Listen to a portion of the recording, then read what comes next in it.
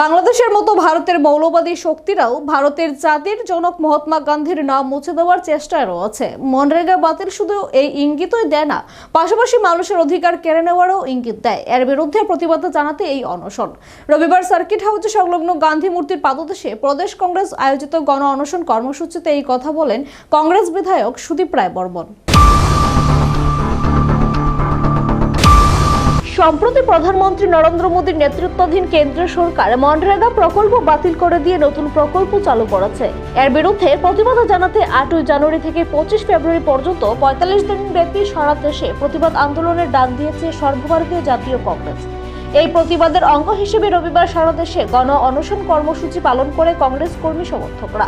আগরতলাতেও প্রদেশ কংগ্রেসের উদ্যোগে এই গণ অনশন কর্মসূচি পালিত হয়। এদিন সার্কিট হাউসে সংলগ্ন গান্ধী মূর্তির পাদদেশে বসে কংগ্রেস নেতৃবৃন্দ ও কর্মী সমর্থকরা অনশন কর্মসূচিতে অংশগ্রহণ করেন। এই কর্মসূচি প্রসঙ্গে সর্বভারতীয় কংগ্রেসের ওয়ার্কিং কমিটির সদস্য তথা কংগ্রেস বিধায়ক সুদীপ রায় বর্মন বলেন, জাতির জনক মহাত্মা গান্ধীর প্রতি অ্যালার্জি বিজেপির নতুন কিছু নয়। মহাত্মা গান্ধীর হত্যাকারীদের পূজারীরা মৌলবাদী শক্তি বাংলাদেশের জাতীয় জনকের নাম মুছে দিয়েছে। এখানেও ভারতীয় মৌলবাদী শক্তি জাতির জনক মহাত্মা গান্ধীর নাম মুছে দেওয়ার চেষ্টা রয়েছে। এর পাশাপাশি মনরেগা প্রকল্প বাতিল করে নতুন প্রকল্প চালু করে মানুষের অধিকার কেড়ে নেওয়া হয়েছে। এর বিরুদ্ধে প্রতিবাদ জানাতেই এই গণ অনশন কর্মসূচি বলে জানান কংগ্রেস বিধায়ক সুদীপ রায় বর্মন। সারা ভারতবর্ষ জুড়েই প্রত্যেকটি জেলায় কংগ্রেসি তরফ থেকে সর্বভারতীয় কংগ্রেসের তরফ থেকে মনরেগাকে Mahatma Gandhi National Rural Employment Guarantee অ্যাক্টকে পুনরায় চালু করার দাবি নিয়ে আমরা একদিন ব্যাপী একটা অনশন কর্মসূচি অবস্থান আমরা হাতে নিয়েছি।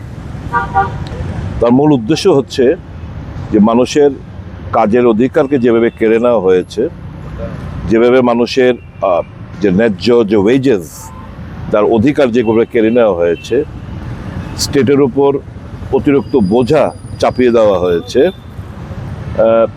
যেভাবে এই অধিকারকে সর্বাত্মকভাবে পঞ্চায়েতের রাজের উপর যেভাবে এখন প্রত্যেকটি জেলায় কোন কোন জেলায় কাজ হবে, কোন কোন এলাকায় গ্রামে কাজ হবে, সেটা কিন্তু আর ওই ইউনিভার্সাল থাকলো না। এখন এটা এটা পছন্দের মোতাবেক বিভিন্ন গ্রামগুলোতে কাজ দেওয়া হবে।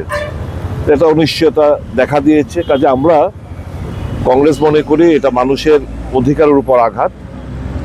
পুনরায় এমজিএনরেগা আইনকে চালু করতে হবে, পুনর্বহাল করতে হবে এবং এই যে নতুন আইন প্রণয়ন করা হয়েছে ভিবি গ্রাম জি, সেই আইনটাকে বাতিল করে পুনরায় আমাদের এমজিএনরেগা আইনকে আমাদের চালু করতে হবে। সর্বভারতীয় কর্মসূচির অঙ্গ হিসেবে এদিন রাজ্যের 8টি জেলায় কংগ্রেসের সাংগঠনিক জেলা কংগ্রেস কমিটির উদ্যোগে এই গণ অনশন কর্মসূচি পালিত হয়। কর্মসূচিগুলিতে কংগ্রেস কর্মী সমর্থকদের উপস্থিতি ছিল লক্ষণীয়। নিজস্ব প্রতিনিধি রিপোর্ট, এশিয়ান টাইমস।